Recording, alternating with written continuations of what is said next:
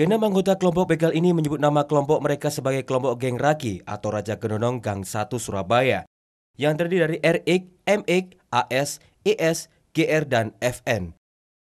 Mereka berhasil diringkus oleh tim Crime Hunter Satreskrim Polres Sidoarjo.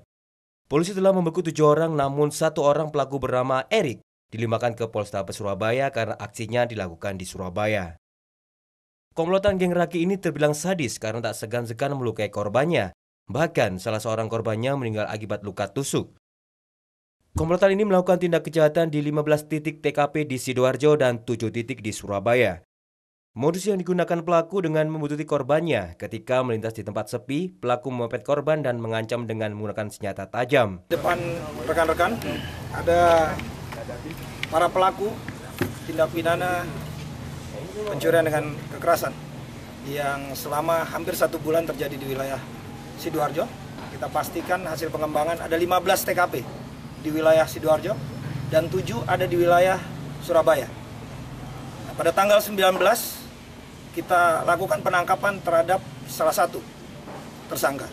Kemudian kita kembangkan dan sekarang kita tangkap 7. Salah satu tersangka kita limpahkan ke Polrestabes karena TKP-nya ada di Polrestabes. Nah, ini alat bukti yang dipakai, barang bukti yang dipakai untuk kegiatan yang dilakukan, perampasan. Salah satunya adalah badik yang ditusukkan kepada korban almarhum meninggal Fatoni. Barang bukti yang telah diamankan oleh polisi berupa 5 unit sepeda motor hasil rampasan dan 3 sepeda motor yang digunakan tersangka untuk melakukan aksinya, serta senjata tajam seperti celuri dan badik. Polisi terpaksa melumpuhkan salah satu kaki tersangka karena pelaku melawan saat hendak ditangkap. Tim Reskrim Polres Sidoarjo saat ini masih memburu 2 pelaku lain yang berhasil melarikan diri.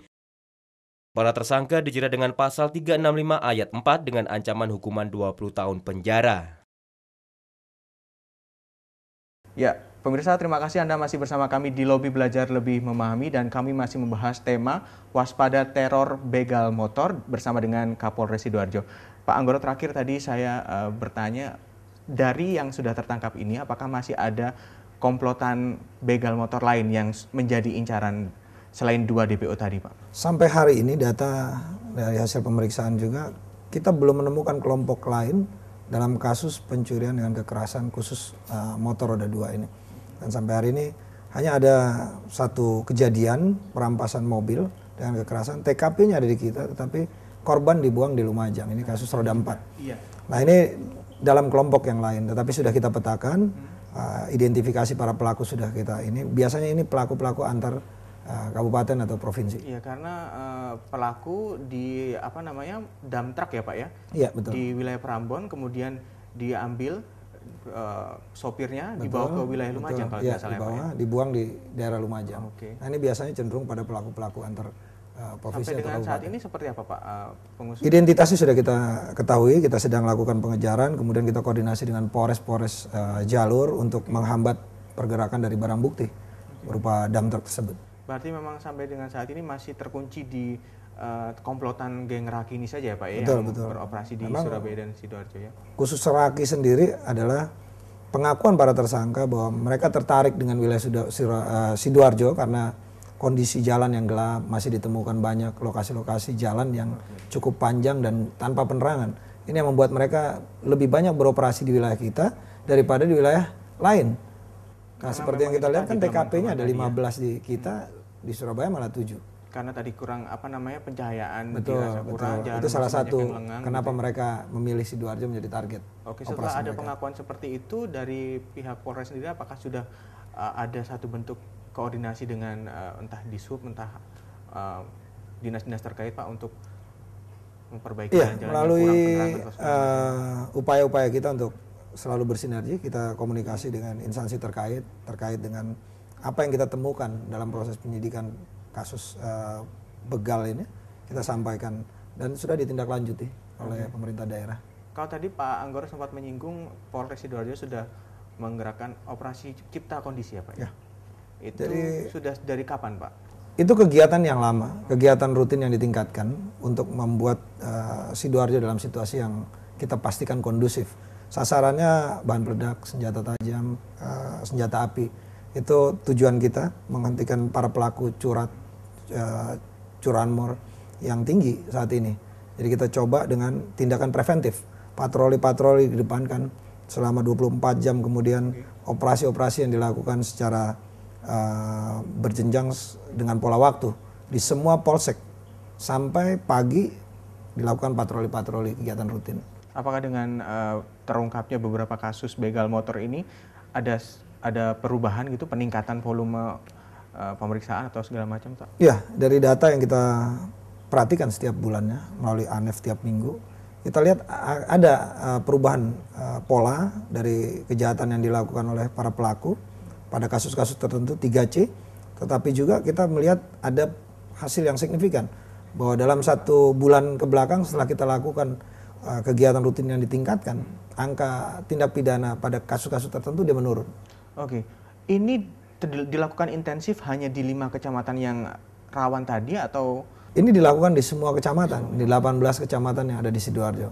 Jadi semua polsek melakukan, fungsi-fungsi pembina juga melakukan, kegiatan-kegiatan operasional tertutup yang tidak diketahui masyarakat tetap menjadi jaminan kita untuk memelihara situasi kondusif.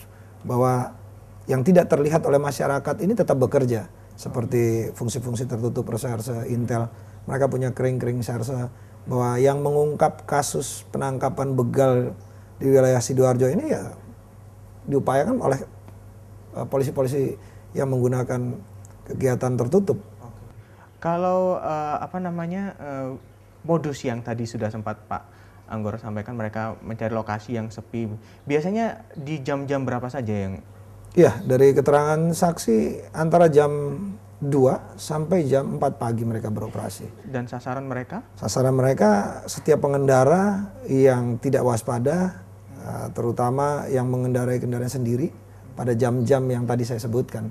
Dan mereka akan berupaya apabila jalan sepi mereka memepet, kemudian apabila ada perlawanan mereka tidak segan-segan untuk melakukan kekerasan. Dari 15 TKP itu sendiri Pak, semuanya ada tindakan kekerasannya atau hanya murni perampasan saja? Dari 15 kejadian, hampir setengahnya dilakukan kekerasan karena pemilik melakukan perlawanan, termasuk yang meninggal di wilayah taman. Hanya 1 ya, M. Fatoni ya Pak, ya, yang di taman itu ya Pak ya. Oke, dari pengembangan yang dilakukan saat ini sudah proses penyidikan ya Pak terhadap beberapa tersangka, 6 tersangka ya Pak ya. Kemudian dengan Polrestabes Surabaya sendiri Pak, pada saat penangkapan sendiri bagaimana bentuk koordinasi yang dilakukan dari Polres Sidoarjo? Sejak kejadian pertama dan kejadian-kejadian yang ada di wilayah Surabaya, kita selalu berkoordinasi bahwa kita mempunyai jalur koordinasi untuk mengetahui apakah siapa yang mengungkap pertama akan berkoordinasi segera juga untuk mengungkap kasus-kasus lain, bahwa 7 tempat kejadian perkara di wilayah Surabaya ini sudah terjawab bahwa pelakunya adalah kelompok laki. Ini membuat permasalahan terhadap laporan-laporan ini sudah bisa kita clearkan. Oke. Kalau berbicara tentang aksi begal motor di Sidoarjo tahun 2013 ya Pak ya, sampai kepruk kepala ya Pak ya. Nah ini apakah saat ini bisa dikatakan dengan penangkapan 6 tersangka ini sudah masyarakat tidak perlu khawatir lagi dengan adanya aksi serupa? Ya, perlu saya sampaikan juga bahwa masyarakat tidak perlu khawatir bahwa kejadian ini akan segera kita ungkap. Bertambahnya penduduk, bertambahnya jumlah kendaraan dengan perkembangan lingkungan, maka tidak dapat dipungkiri bahwa kejahatan akan bertambah. Jadi, tetapi polisi menjamin bahwa apabila terjadi seperti kasus curas ini, kita berupaya siang malam untuk mengungkap secepat mungkin. Dan kita termasuk yang tercepat untuk mengungkap dengan pola waktu 19 hari, kemudian 29 hari. Jawa Timur atau nasional Pak? Ini termasuk yang cepat di nasional. Jadi banyak daerah yang masih belum bisa melakukan pengungkapan. Tapi upaya-upaya kepolisian tetap dilakukan. Kita menciptakan situasi sehingga mempersempit ruang gerak dan menghilangkan niat mereka bertemu dengan kesempatan.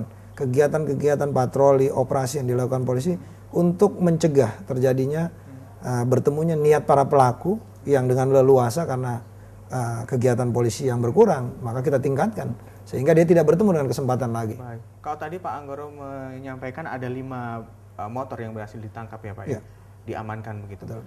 Dari 15 TKP itu sendiri yang di Sidoarjo sebenarnya ada berapa banyak motor yang berhasil dijarah dan biasanya akan dijual kemana? Kita boleh lihat nanti Pak Ya. barang buktinya yang Silakan sudah nanti ditangkap? kita lihat sama-sama di Oke, depan. baik. Ada barang bukti yang kita amankan. Baik. Baik pemirsa, tetaplah bersama kami, Lobby akan segera kembali saat lagi. Kita langsung melihat di depan Pak.